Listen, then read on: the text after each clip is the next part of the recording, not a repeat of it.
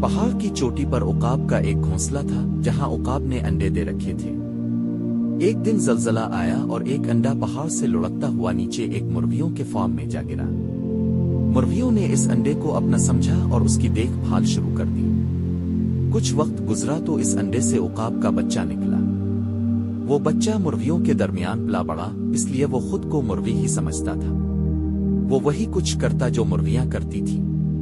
वो जमीन खोदता, दाने चुनता और बस चंद फुट की ऊंचाई तक उड़ पाता, क्योंकि मुर्गियां भी इतना ही उड़ती थी। एक दिन इसने आसमान की बुलंदियों पर एक शाहाना परिंदे को उड़ते देखा जो बादलों को चीरता हुआ जा रहा था। इसने एक मुर्गी से पूछा, यह खूबसूरत परिंदा कौन है?